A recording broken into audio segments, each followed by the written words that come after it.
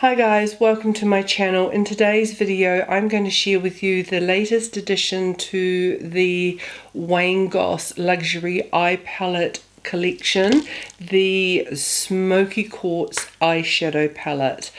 This is a beautiful sultry palette. It has been compared to Tom Ford's Cocoa Mirage, and at the end of the video I am going to do comparison swatches to see just how close they may be.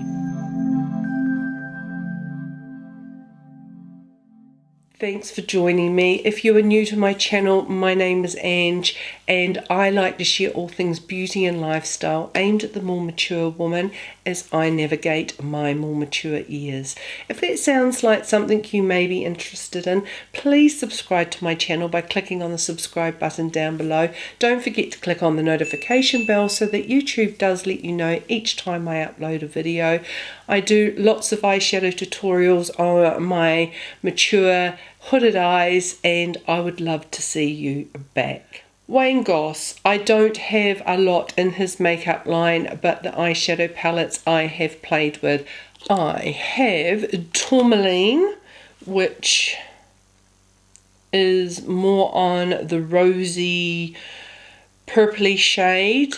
I did have Pearl, but I have passed that on. It was just too light for my liking. And then I have just picked up this Smoky Quartz. Now,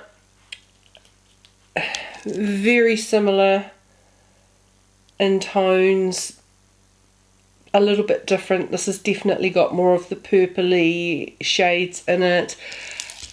And I can see that some people just think it's just more of the same of the same. I picked this up because people were comparing it to Cocoa Mirage, and Tom Ford's Cocoa Mirage is one of my favourite eyeshadow palettes, so I did want to pick it up and compare it. So you can pick up Goss's products from Beautylish. It retails for $55 US. I didn't get the bundle with the eyeliners. I do really love his eyeliners. I have about 4 of them.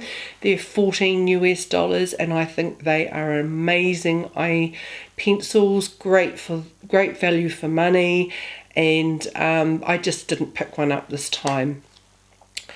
So if you would like to see how I created this eyeshadow look, and at the end of that look I will do comparisons between Cocoa Mirage and the Smoky Quartz, please keep watching. Okay, so let's get started. I'm going to go all over the lid with the first shade, number 1.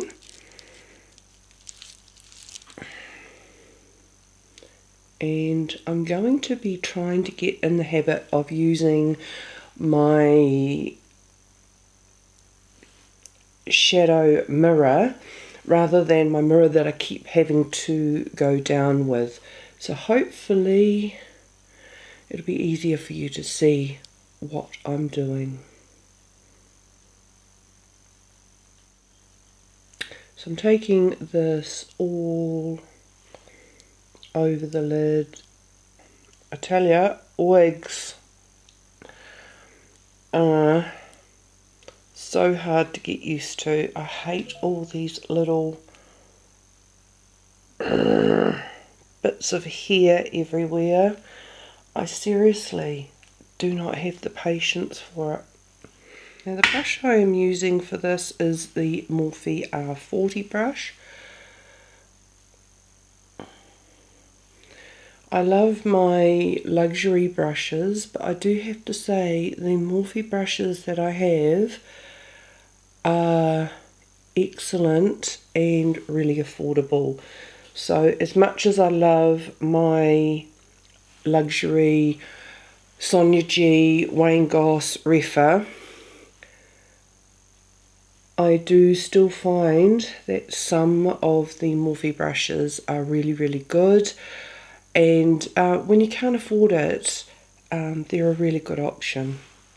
Okay, I'm going to stick to the same brush and I'm going to go in with the second shade, which is 02. And this is going to be my transition shade. So I'm starting up the top here and just lightly holding the brush at the end so that I have a lighter touch to it. If you hold it here, you're going to end up with a more severe blend, but if you hold it back here, your motions on the brush are softer and you get a much nicer, softer blend. And I'm just not being very particular.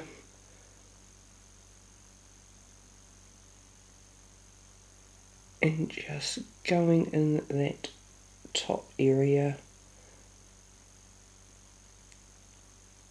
for a transition, for a bit of shadow. Now I don't know whether to go in with the more neutral shade here or the plum. Looking at these different tones of the dark shade, I think you can get different looks using this palette. If I wanted to go for a cool, smoky look, I could use this.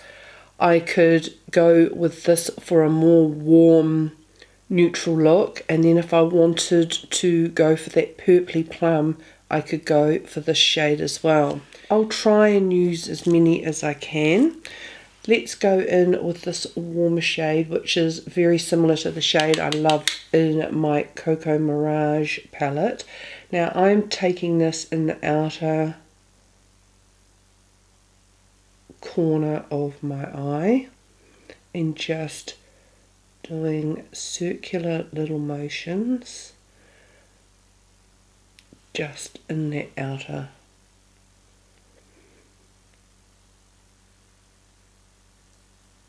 corner. Now I'm going into the socket line lower than what we did with our transition. So just building up that shade in that socket line. And it's really easy to find your socket line. You just go around your eyeball.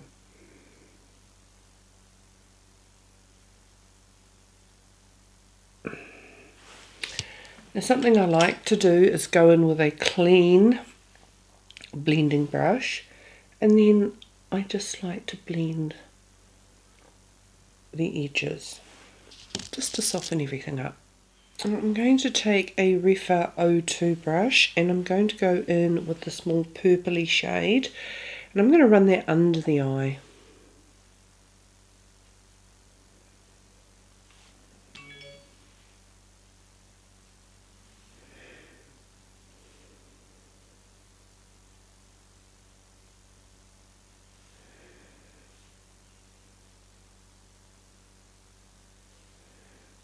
I'm going to go in with a Refa number 12 brush, and I'm going to go in with this really nice neutral cool brown, and I'm going to just add that in the outer corner of the eye.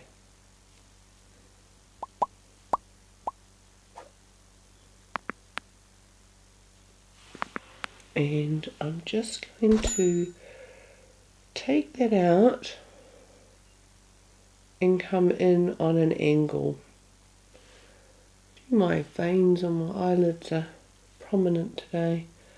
So I'm winging that out, sort of following the lower lash line, and I'm just coming in on an angle. Going back in with our R40 brush, going back in with this shade here, and I'm just going to blend that in.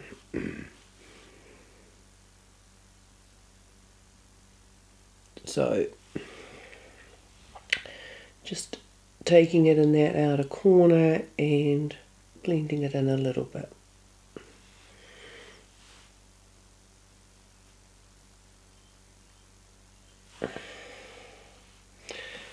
what I like to do with hooded eyes is looking straight ahead in my mirror, making sure that the colour is seen when I open my eyes. So I'm going to leave it at that. I do want a more natural look today. As far as the dark goes, now we're going to go in with this sort of celestial colour. And I think he's trying to emulate Charlotte Tilbury with her sort of glittery topper shades. So I'm going to try with the brush first, and this brush is a Sigma E60 brush. Let's try that on the lid, and it's with a brush, a very light wash, quite glittery actually. Let's try a finger. It's very glittery. I think it looks even more glittery with a brush because there's a sparseness with then just a few glitter particles, whereas with a finger it's a bit more consistent, but it is still quite glittery. So I think for a daytime look I wouldn't use that topper shade. I think I would just stick to the mattes, but we've gone there.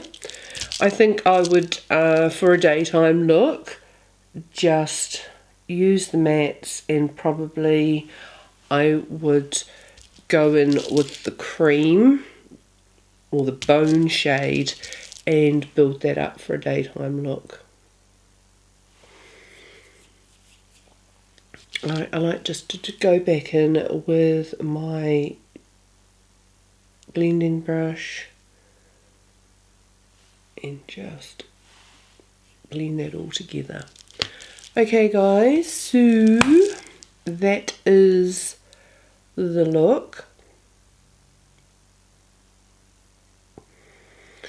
I think the celestial will the topper shade's nice for evening, but I think it's just a wee bit too much for daytime. I'm going to hop off camera and do liner and lashes, and I'll be right back. Okay, so I have added some eyeliner, and I used the one size busty brown, and I just took it a little bit under the under eye, lined the whole of my upper lash line and added some lashes. And my lashes are sticking better today because I've got a tiny bit of hair growth in my lash area, so I was able to stick them to what little bit of hair I have there. Hopefully they don't flap around like they have been lately. Anyway, so that's the finished look. I did want a more neutral sort of daytime look. Something I have noticed while I was putting on my lashes is that the glitter from the celestial topper shade did transfer down to my cheeks, and I just took a little fluffy eyeshadow brush and flicked that away.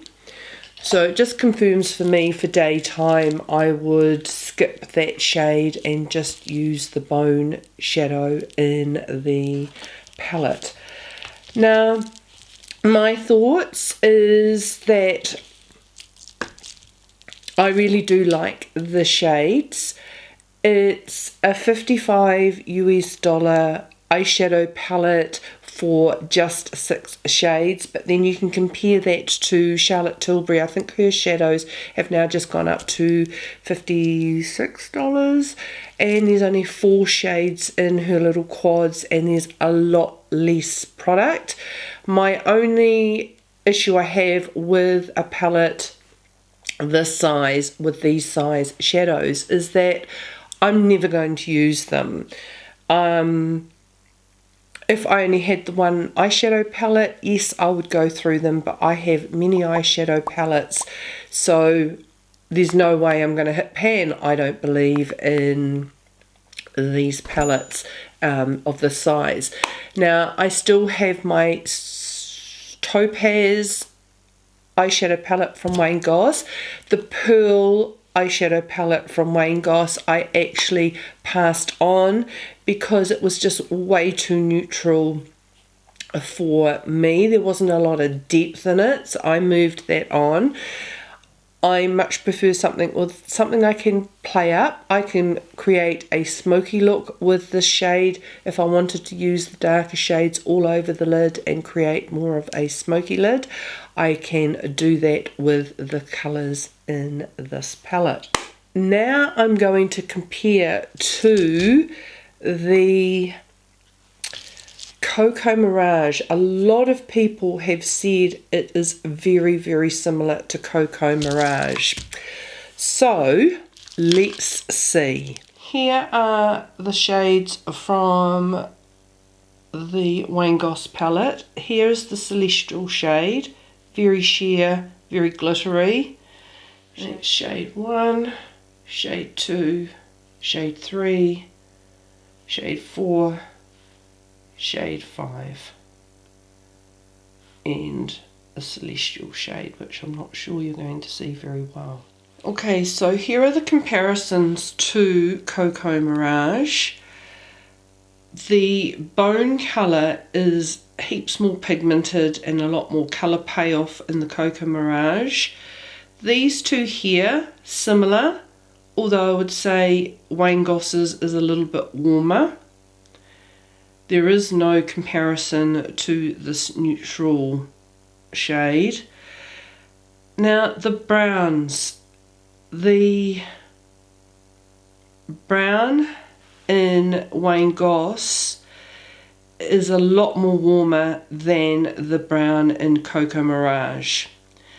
The purpley shade in Wayne Goss's is not really like the purpley shade in Cocoa Mirage. If anything, I'm going to add the purple shade here in Cocoa Mirage to this brownie shade. There's the brownie shade in Wayne Goss, and that is more like this purpley shade. Now they are very similar. They are very, very similar.